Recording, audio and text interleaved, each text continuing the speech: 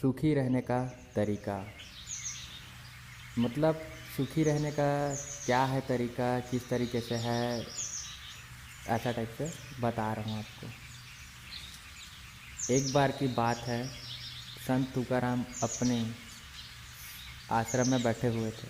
तभी उनका एक शिष्य जो बहुत ही क्रोधी स्वभाव का था उसके समक्ष आया और बोला, गुरुजी, आप कैसे अपना व्यवहार इतना मधुर बनाए रहते हैं, ना आप किसी पे क्रोध करते हैं और ना ही किसी को कुछ बुरा भला बोलते हैं। कृपया इस अच्छे व्यवहार का रहस्य बताइए। संत बोले, मुझे अपने रहस्य के बारे में तो नहीं, परंतु तुम्हारे रहस्य के बारे में जानता हूँ। शिष्य ने आश्चर्य से पूछा, मेरा रहस्य? वह क्या है गुरुजी? तुम अगले हफ्ते मरने वाले हो। संत तुकाराम दुखी होते हुए बोले कि तुम अगले हफ्ते मरने वाले हो। कोई और कहता तो शिष्य ये बात मजाक में टाल सकता था, पर स्वयं संत तुकाराम ने अपने मुख से बोला, इस कारण से वह संकोच में पड़ गया। शिष्य उदास हो गया और गुरुजी का आशीर्वाद लेके वहाँ से चला गया। उस समय के बाद से शिष्य का स्वभाव बिल्कुल ही बदल गया। वह हर किसी से प्रेम से मिलता और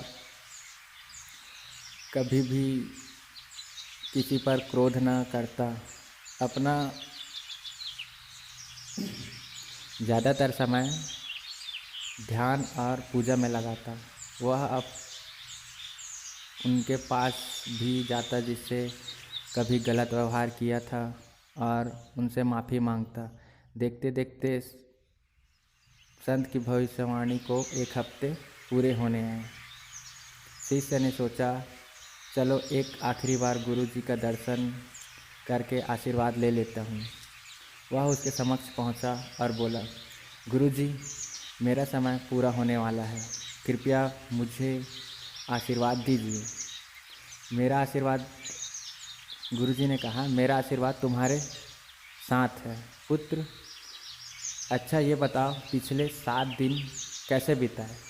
क्या तुमने पहले की तरह ही लोगों से नाराज़ हुए, उन्हें अपशब्द कहे? संत तुकाराम जी ने प्रश्न किया। नहीं।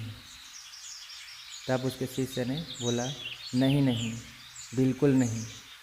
मेरे पास जीने के लिए सिर्फ 7 दिन ही थे और मैं इसे बेकार में की बातों पे कैसे गंवा सकता था। मैंने तो सबसे प्रेम से मिला और जिन लोगों से मैंने दुर्व्यवहार किया था उन लोगों से क्षमा मांगी। संत तुकाराम जी मंद मंद मुस्कुराते हुए बोले, बस यही तो मेरे अच्छे व्यवहार का रहस्य है। मैं जानता हूँ कि कभी भी मर सकता हूँ, इसलिए मैं हर किसी से प्रेमपूर्ण व्यवहार करता हूँ और यही मेरे अच्छे व्यवहार का रहस्य है। शिष्य समझ गया, संत तुकाराम जी ने उसके जीवन का यह पाठ पढ़ाने के लिए ही मृत्यु का भय दिखाया था। वास्तव में ही ये तो चलो कहानी की बात है, लेकिन वास्तव में ही हमारे पास यही 7 दिन बचे हैं, जैसे रविवार, सोमवार, मंगलवार, बुधवार, शुक्रवार, शनिवार, और 8वां दिन तो बना ही नहीं।